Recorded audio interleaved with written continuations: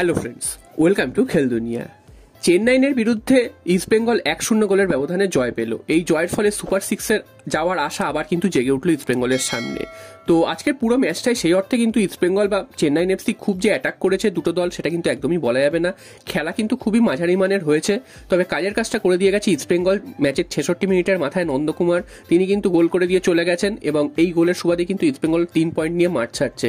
তো এই ম্যাচটি ইস্টবেঙ্গলের কাছে খুবই গুরুত্বপূর্ণ ছিল, কারণ গত ম্যাচে তারা হেরে গেছিল জামশেদপুরের কাছে এবং যদি সুপার সিক্সে যাওয়ার আশা একটুখানি বেঁচে থাকতে হতো তাহলে কিন্তু এই ম্যাচটা থেকে 3 পয়েন্ট পেতেই হতো। এবং চেন্নাইনও যে খুব একটা বড় দল বা দারুণ কিছু খেলছে এমনটা নয়, তাদের থেকে 3 পয়েন্ট পাওয়াটাই কিন্তু মূল মন্ত্র ছিল ইস্টবেঙ্গলের। তো সেখানে কিন্তু তারা 3 পয়েন্ট নিয়েই মাঠ ছাড়ছে, এটা কিন্তু ইস্টবেঙ্গলের জন্য ভালো দিক এবং সুপার সিক্সে যাওয়ার রাস্তা কিন্তু আবার খুলে গেল, যেখানে নর্থ ইস্ট এবং জামশেদপুরকে ইস্টবেঙ্গলকে তাড়া করতে হবে। যদিও নর্থ ইস্ট এবং জামশেদপুর একটা করে ম্যাচ বেশি খেলে রয়েছে ইস্টবেঙ্গলের থেকে, সেটা কিন্তু ইস্টবেঙ্গলের অ্যাডভান্টেজ।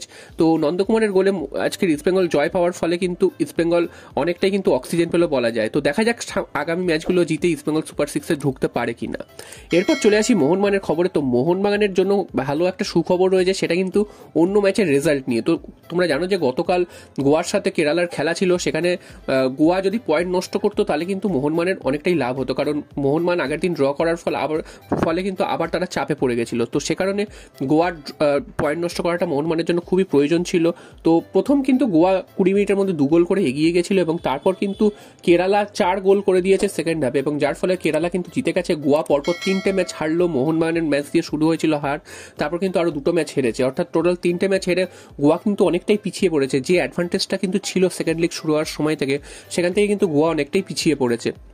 এতে মোহনবাগান, উড়িষ্যা সহ মুম্বাই, তো এদের কিন্তু লাভ হয়েছে এবং মোহনবাগানের তো অনেকটাই লাভ হয়েছে, কারণ গোয়া যদি কালকের ম্যাচটা জিততো তাহলে কিন্তু মোহনবাগানকে টপকে যেত। তো এটা মোহনবাগানের জন্য একটা ভালো খবর যে লিগ শিল্ড জয়ের দৌড়ে কিন্তু গোয়া কিন্তু অনেকটাই পিছিয়ে পড়লো।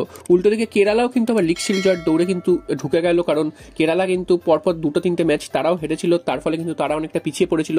কালকের গোয়ার বিরুদ্ধে এরকম একটা দুর্দান্ত জয় পাওয়ার পর তারাও কিন্তু লিগ শিল্ড জয়ের দাবিদার হয়ে গেল। তো 5টা টিম এই মুহূর্তে কিন্তু লিগ শিল্ড জেতার জন্য লড়ছে এবং সবারই কিন্তু পয়েন্ট 1-2 পয়েন্টের এদিক ওদিক রয়েছে। তো দেখা যাক শেষ পর্যন্ত কে লিগ শিল্ড ঘরে তোলে। আর সবশেষে চলে আসি কলকাতা ডার্বির খবরে। তো কলকাতা ডার্বি তোমরা জানো যে আগামী 10 তারিখ কিন্তু কলকাতা ডার্বি হবে, যেটা কিন্তু ইস্টবেঙ্গলের হোম ম্যাচ। তো এই ম্যাচটা কিন্তু আয়োজন হবে 10ই মার্চ, এটা অনেকদিন আগে থেকেই কিন্তু ডিসাইডেড ছিল।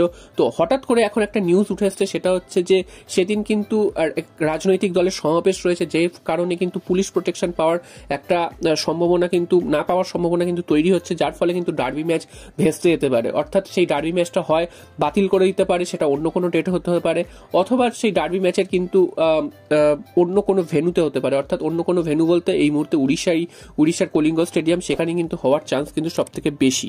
তো দেখা যাক, শেষ পর্যন্ত এখনো অফিসিয়াল কিছু নোটিশ আসেনি, তবে শেষ পর্যন্ত কি হয় সেটা কিন্তু সবার নজর থাকবে।